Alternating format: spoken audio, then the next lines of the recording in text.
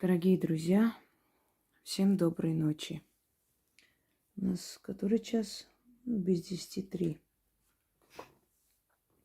У меня немного уставший голос, но в любом случае решила вам кое-что подарить, потому как, в принципе, я уже не раз дарила такой ритуал, но таких ритуалов мало не бывает. Каждому подходит свой вариант. Долги. Я, наверное, счастливый человек, потому что я не брала кредиты, не брала ипотеки. Так уж получалось, что... я такой консерватор. Я лучше накоплю и потом куплю через год. Этот весь год я буду собирать, скажем так. Может, и потрачу больше, чем соберу, но в любом случае не хочу влезать в долги, особенно у государства. Потому что долг – это воронка. Неважно, кому вы должны. Одно дело, если вы должны человеку, который вам близок, вот у вас как бы взаимное уважение, доверие, да, ты помогала этому человеку, этот человек помогает тебе или помог в какой-то момент. Это другой вопрос, поскольку ты знаешь, что этот долг будет отдан. Иногда бывает, что партнеры берут друг у друга, скажем, какую-то определенную сумму для раскрутки. Нужно. И потом оно себя окупает. Есть постоянный доход, не страшно. Человек знает, что по частям отдаст. Друг другу идут на уступки, навстречу. Это совершенно иное. Но есть момент, когда человек должен, и у него не получается накопить и отдать. Может быть, человек один тянет всю семью, может быть, трудные времена, вот получилось. Бывает, что люди из-за любовных страданий, из-за предательства, вгоняют себя в такую депрессию, им все равно жить не хочется, без разницы как что. Начинают собирать долги, перестают работать, не уделяют время своей работе, своим делам, и вот так накапливается огромный долг. Собственно говоря, не могут просто вылезти один долг за другим. И получается, что успешный человек превращается просто в такого бедолагу. Начинает продавать вещи. А я говорила, лучше возьмите кредит, раз уж такое дело, чем продавать вещь. Потому что любой человек, который продал хоть что-то для того, чтобы отдать долг, он дальше будет продавать. Он открыл эту цепочку, открыл эти двери, и все уйдет с молотка. Никогда не продавайте свои вещи, никогда не относите в ломбард украшения, никогда не думайте о том, что я покупаю что-то или мне дарят, вот хорошо, если что, продам. Этого не делайте. Даже если вы очень благополучный человек, у вас все нормально на этот момент, и вы просто взяли и продали какую-то вещь ради денег, у вас будет все уходить, продаваться. Одно дело, когда люди, например, старые украшения или те, которые не хотят носить, и бабушкины, дома накопились там вещи, да, как лом. Вот сейчас магазины такое практикуют. Приносишь, отдаешь, и они говорят эту сумму, и на эту сумму кто-то добавляет, покупает новую вещь. Или если хватает, например, обмен происходит. Хотя магазины такие не учитывают ни старые вещи, ни ценность вещи как антикварную, да, ни ценность камней и прочее, прочее. Они берут как лом. Если есть у кого-то желание этот лом отдать и взять взамен что-либо, либо у них есть желание, например, на машину не хватает, они этот лом, который не носят, отдали, и эти деньги употребили, купили машину. Это другой вопрос, совершенно другой. Потому что бывает, что у людей накапливается советского времени с этими искусственными рубинами и прочее, и они отдают, потому что носить все равно не будут, и они отдают это как лом.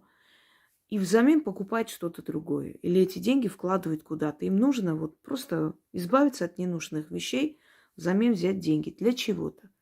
Но если человек относит туда, чтобы заплатить долг, у него все будет уходить.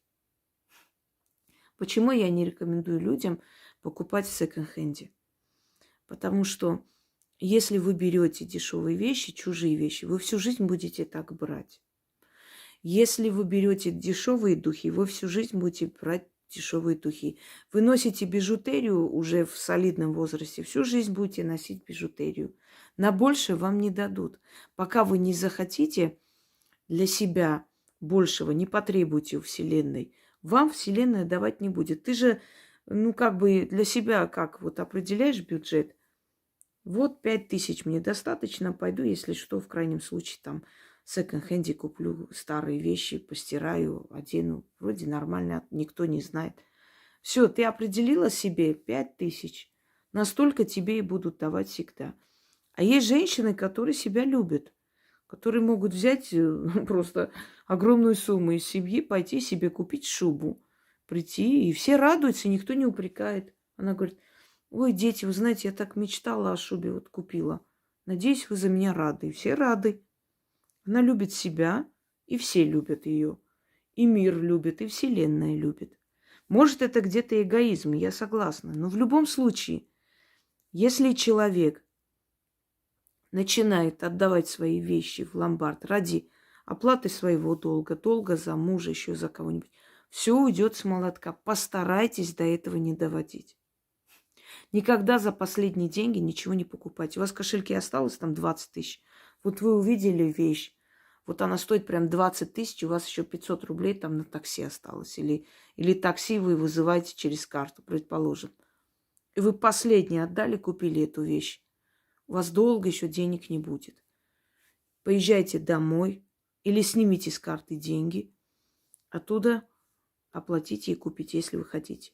Поезжайте, возьмите дома наличные, вернитесь и покупайте.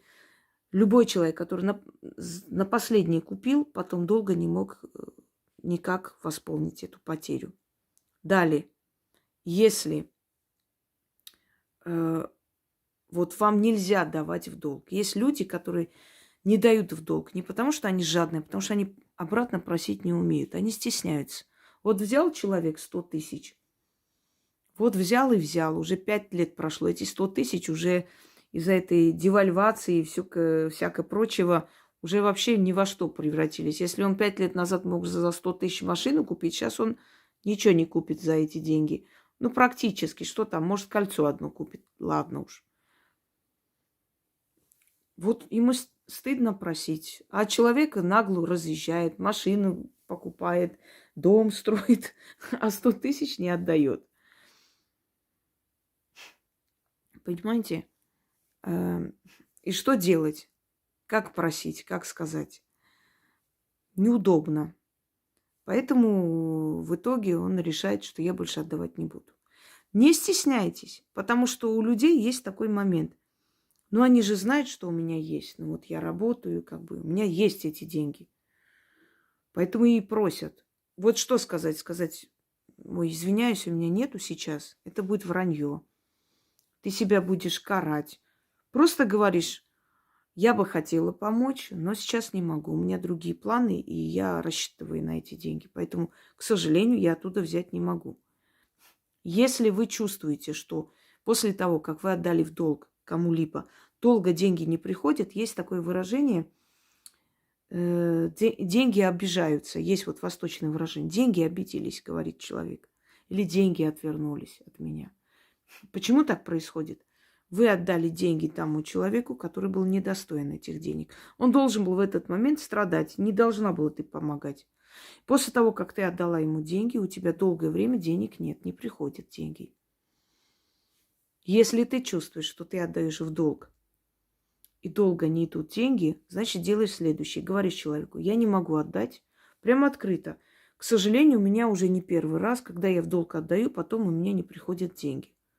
Поэтому скажите, что вы хотите. Я возьму, куплю, с вами поеду, прям заплачу, а потом вы мне вернете.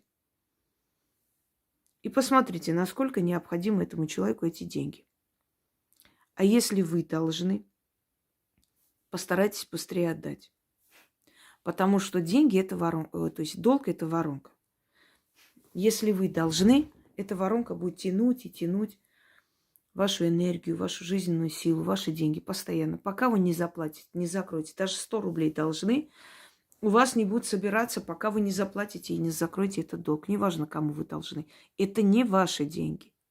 Знаете, фильм был снят по мотивам Островского пьесы «Поздняя любовь». У меня есть деньги, но я не хочу платить. Принцип такой. Хорошо, сказали, конечно, отдай. Ну да, я взяла-то чужие, отдать-то свои. Поэтому много раз подумайте, прежде чем на такое идти. Потому что потом-то отдавать придется свои.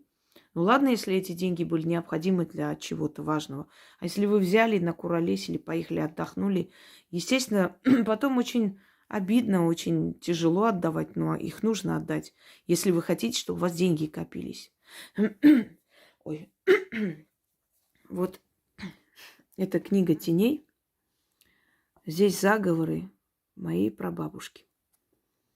Точнее, те заговоры, которые можно отдать. Или хотя бы перевести. Если напрямую их нельзя отдавать, дарить, их нужно перевести. Тогда я, по крайней мере, не получу за это что-либо. Меня не накажут.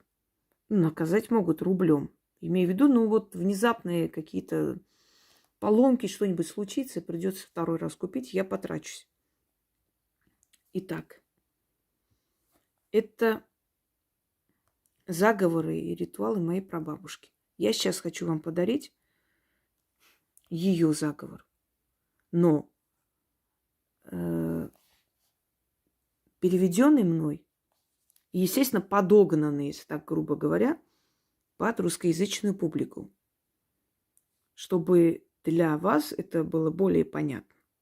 Но, естественно, все основные ритуальные, манипуляции, они остались как есть. И слова остались как есть. Просто переведено и немного видоизменено для того, чтобы для русской публики или русскоязычной публики оно было понятно. Итак,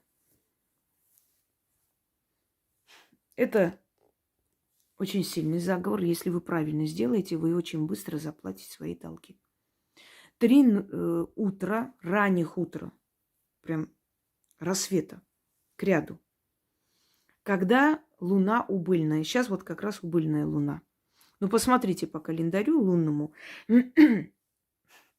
чтобы рассчитать 3 утра к ряду. Неважно, какой день недели, там, выходной, не имеет никакого значения. Раннее утро. Прям раннее утро, вот когда только солнце встает, нужно проснуться. Можете перед работой сделать и идти на работу. Вам нужно зажечь свечу и поставить на алтарь или на стол. Не обязательно для этого алтарь. Молча из-под крана наливайте воду, молча, не разговаривая ни с кем. Становитесь перед окном, держите в руке чашу с водой, произносите 3 раза и залпом выпиваете. Ставите, эту чашу на стол, берете свечу в руки, становитесь там посреди комнаты или где вам удобно, поворачивайтесь на 4 стороны света и каждый раз читайте по 1 разу. После оставляйте свечу догореть. Когда уже чуть-чуть останется, можете гасильником вот таким, например, потушить, свечу выкинуть. Все. У вас долги пойдут на убыль. Запомните, на убыльную луну. Здесь очень важно это, чтобы ваши долги убывали, уходили. Потому что если вы на растущую прочитаете, оно может не получиться. Вреда не принесет, но остановится на одном месте, станет и никуда не двинется. Убыльная луна, раннее утро. Наливайте молча воду, ни с кем не разговаривайте. Пока не умылись, ничего. Просто встали, перед окном начитывайте. Вы можете заранее сказать, что утром я кое-что буду читать. Пожалуйста, мне не мешайте, никто ничего не спрашивайте. Вот. После свечу поставили догореть. Можете своими делами заниматься, пойти дальше, разговаривать, говорить, общаться, что хотите. Но свеча должна растаять. Поэтому рассчитывайте такое время, чтобы перед работой у вас свеча растаяла. Можете и потоньше взять. Срезать нельзя. Они должны быть целостные. То есть вы нарушаете целостность свечи. Вообще ничего нельзя нарушать целостность. Ничего срезать и отрезать нельзя. Оно должно быть как есть. Восковая свеча, естественно. Итак.